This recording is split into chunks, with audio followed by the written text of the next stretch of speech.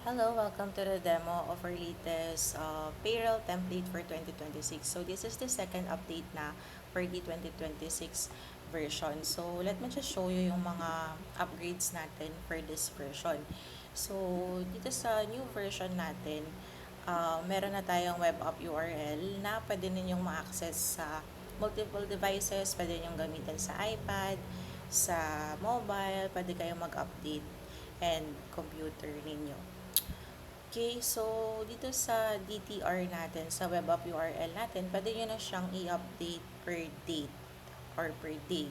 Unlike dun kasi sa old version natin or dun sa previous version natin, per pay period per employee kasi kayo nag-update. So, ang nangyari, possibility kasi nun, maiipunan lalo na kapag maraming employees. So, extra workload and stress na rin kasi yun on your end. Kaya ngayon, pwede nyo i-update daily.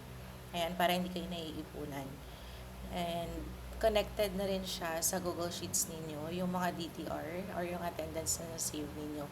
And then kapag may error, madali na rin din siyang i-trace, hanapin nyo lang and then just um, select kung ano yung gusto ninyong i-edit. For example, this one, I wanted to delete this specific data. Click ko lang yung row, right click and then click delete. Yan. So, madali na lang hanapin. Hindi nyo na kailangang i-delete.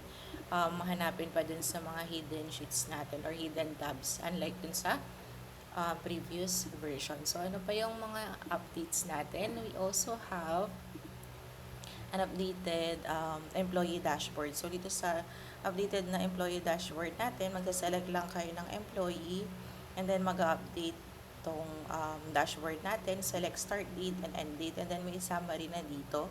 Detailed din like dun sa previous version pero mas detailed lang kasi to kasi meron tayong attendance summary, ayan, very detailed, earnings, deductions, ayan, government deductions, penalty, cash advance, adjustments, commissions and incentives. Ito bago to kasi madami nag-request dun sa previous version na mag-add ako ng commission tracker or incentives tracker.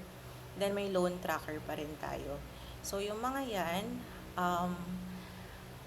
pwede nyong i-update dito sa individual tabs natin. Like yung adjustments, penalty, yung mga yan, cash advance, dito nyo lang i-input.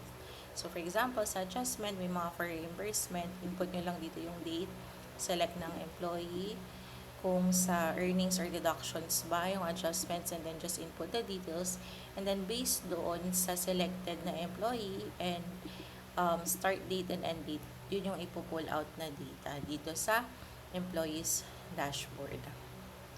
Then sa taas, meron din tayong summary ng year to date na gross pay, deductions, ayan, lahat na yan.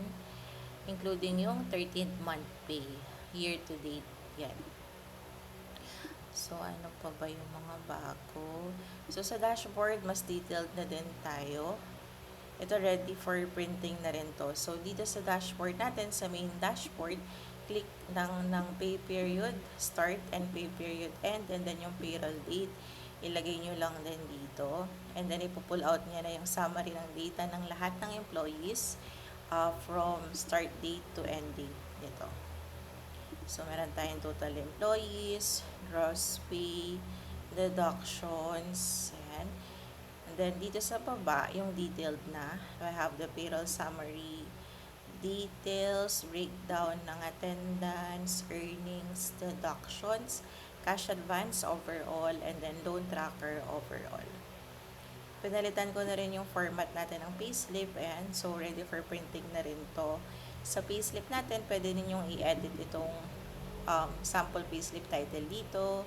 Pwede nyo rin i-edit yung business name or company name and details. And then you can also input yung logo yung dito sa part na to.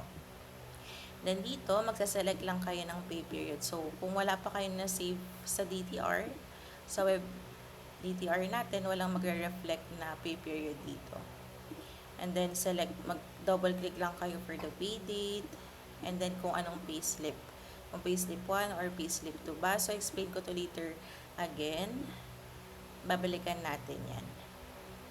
Okay, so going back, mag-start muna tayo sa employee database. So, itong naka-gray field columns sa employee database natin, ito yung wag ninyong i-edit ang header. So, you can add columns na relevant sa payroll ninyo, but don't edit itong status, employee ID, and employee name na header. So, dito pwede nyong mag-add pa kayo ng status by clicking this edit button, and then mag-add lang kayo ng another item kung paano kayo mag-track ng status ng employees.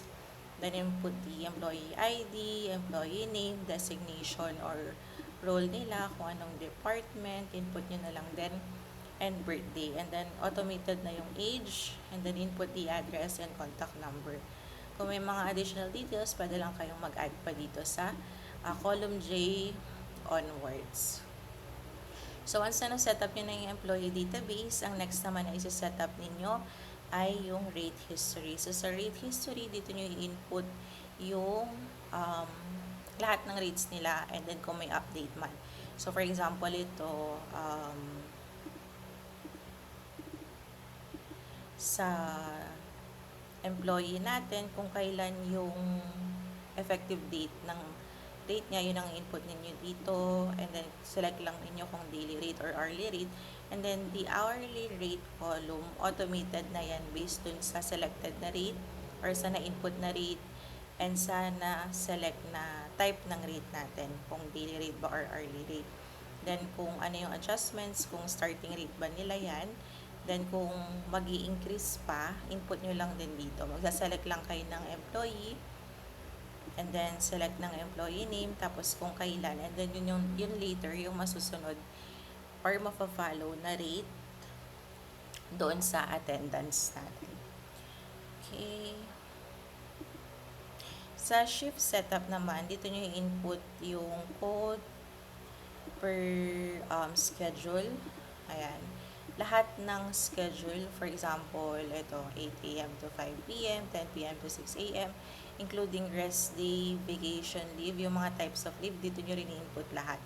And then, kung duty yung schedule na to, input nyo kung ano yung time in, time out, late start, and OT start. Tapos, kung ilan yung required na hours naman dito, itong required hours, automated na to, yung computation dito based sa time in and time out ninyo. So, kung halimbawa naman rest day, vacation leave, sick leave, yan, you can just leave the column C to column F blank kahit sa absent. And then, ito later yung magre-reflect dito sa DTR web URL natin. So, next naman, so ito na ata yung last na isa-set up ninyo is yung sa government deductions. So, ito naka-base siya dun sa latest na government deductions natin, yung mga SSS table, PhilHealth table, Pag-ibig table, and then yung tax, withholding tax table natin. So, para ma-double check nyo yan, click nyo lang itong navigation icon dito. And then, hanapin lang niyo yung tax table, SSS, PhilHealth, Pag-ibig. So, customizable naman to. Pwede ninyong i-edit kung may mga updates later on. And then, after nyong i-update, i-hide lang ulit ninyo para hindi cluttered yung data natin sa baba. Ayan, okay? So, kapag double check nyo na yung sa government deductions table natin, ito yung i-set up ninyo. So, may mga notes naman ako dito kung saan kayo pwedeng mag-input ng data. So, dito lang naman tayo mag-input ng data sa basic salary. Itong employee ID and employee name, naka-link naman na siya sa employee database. So, kung lahat ng naka-input na employees doon, yun yung mag-reflect sa column B and column C natin. And then, input nyo lang yung basic salary per employee. And then, yung SSS, lahat ng government deductions, automated na siya based doon sa basic salary na naka-input. Input nyo rin yung mga non-taxable income nila in total. So, i-compute nyo lahat ng non-taxable income nila based dun sa policy ninyo. For example, 1,000 overall yung total ng non-taxable income. Yun yung ilalagay nyo dito para mababawas siya dun sa taxable income ninyo. And then yung withholding tax na column, automated na rin yan. based doon sa tax table natin. And then dito, kung may makikita nyo, meron tayong payslip 1 and payslip 2. Doon, yun din yung nagre-reflect doon sa payslip natin, di ba? Meron tayong option to select payslip 1 or payslip 2. Ayan.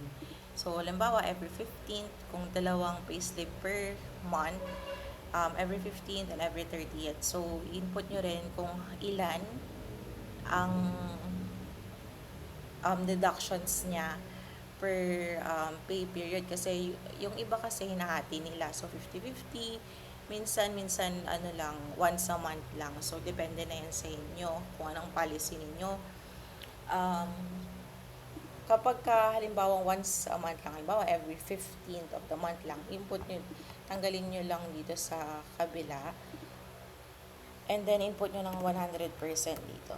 So ayan, nag 1,750. Bumalik siya sa 1,750 based dito sa computation natin dito. So same lang 'yon. Input nyo lang kung paano yung hatian ng government deductions per pay period. So kagaya nito sa Pag-ibig, 100% yung nilagay ko dito sa payslip 2 kasi once a month lang naman siya dinededuct. And same with the non-taxable income, lahat yan. Input nyo lang kung paano yung pag-divide. Yan. Okay, so next naman, maglagay na tayo ng example natin dito sa pay period natin. So, para ma-access nyo, meron naman akong separate na demo kung paano i-set up yung web URL. So, nandun na rin yun sa email or client welcome packet na isasend ko sa inyo upon purchase. So, 5 minutes lang yun na pag-set up. So, kapag na-access nyo to or na-set up na, magsaselect lang kayo ng employee. So, lahat ng registered employee, yun yung mag-a-appear dito or mag-reflect sa drop-down. And then, mag-select lang kayo ng pay period. So, for example, from 16 to 30. Then, generate pay period. Yan. Then, input nyo lang kung may holiday ba. Select nyo kung regular holiday with work, regular holiday no work, or special holiday. Then, sa schedule, kung ano yung naka-input dun sa saan ba yan? Sa shift setup natin, lahat ng naka-register na schedule doon, yun yung mag-reflect naman dito. And then, input nyo lang yung time in and time out natin. So, palitan ko lang ito. 8 to 5:30 p.m. Tapos, kung paid leave, select nyo lang kung yes or no, and then mag-input kayo ng notes. So, for example, dito, sick leave na 5 days. Yan, tapos input nyo lang dito na yes.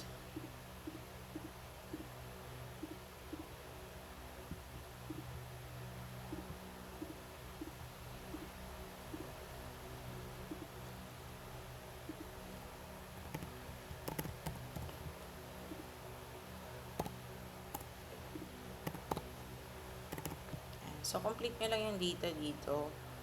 And then, kapag completed na, nalag nyo na lahat ng attendance nila, click nyo lang tong generate pay period. Or, i-click nyo lang pala tong submit DTR. Ayan.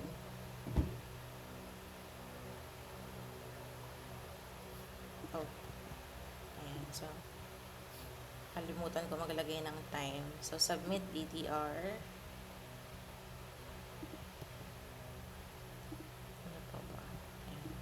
Submit DTR. And so, 15 DTR entries saved successfully. Check natin sa DTR tab. Ayan. So, na-save naman siya. Ayan.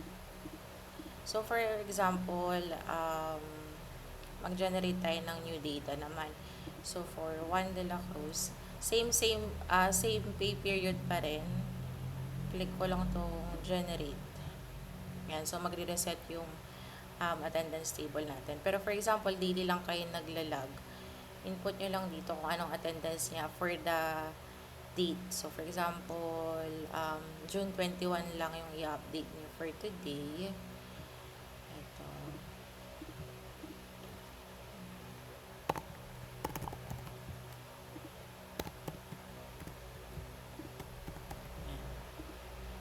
Then, click nyo lang yung submit DTR ulit. Then, pagbalik natin dito, ayan, na-save naman yung data natin. So, 8 a.m. to 5 p.m., 8 a.m., 6 p.m. Then, nakalink na rin to sa attendance. So, dito sa attendance, dito na rin nako-compute yung payroll ninyo. Ayan. Per pay period, ayan. And schedule attendance. So, automated na lahat ng computation dito. Wala na kayong i-input. Kaya nilock ko na siya. Same with the DTR. Automated na rin yung computation yan. Then, sa employee dashboard, magsaselect lang kayo ng employee. And then, i-update nyo lang to start date and end date natin. So, for example, June 1 to June 30. Ayan. So, nag-update na yung data. Ito na yung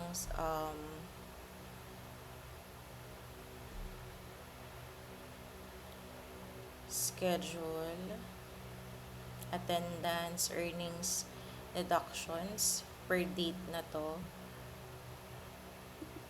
Government, including government deductions nandito na rin. Same with penalty. So, sa cash advance or penalty, halimbawa, pag may mga broken items, ganyan, or mga kulang, na may penalty sila, for example, June 15.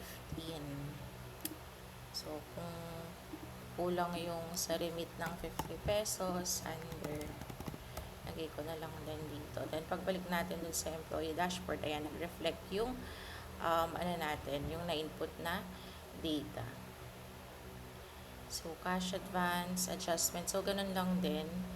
Ganun lang lahat. So, for loan tracker, input nyo lang dito sa loans. Pag cash advance, dito naman sa cash advance tab. Kung commission and incentives, dito naman sa commission and incentives tab. And then, yun lang ipo-pull out na lang ng yung database dun sa selected na employee and pay period. And then, sa dashboard naman, like I mentioned kanina, double click nyo lang yung start date and end date. Yan. And then, kakaroon na ng summary based doon sa selected pay period natin. So, sa payslip, magsaselect lang kayo dito din kung payslip 1 or payslip 2. So, ito yung basis natin kung how much yung i-deduct dun sa government deductions. Yun yung, as na-explain ko naman na kanina yun, dun sa government deductions table natin. Ayan. So, kung palitan ko ito ng payslip 2, ayun, as you can see, nag-update yung dun sa pag-ibig na row natin. And then, meron tayong total earnings, total deductions, net pay, and then nag-add ako dito ng notes section din. Kung ipiprint or isa-save, click nyo lang itong save. And then, click yes. Then, ayan, antayin lang. And then, payslip save successfully. Click OK lang. Ayan. Tapos, mag-open na tong PDF na to. Ayan. So, ito, pwede nyo ng screenshot or email sa employee. Pero, nakasave din yan dito sa archive. So, ito. I-review nyo lang to.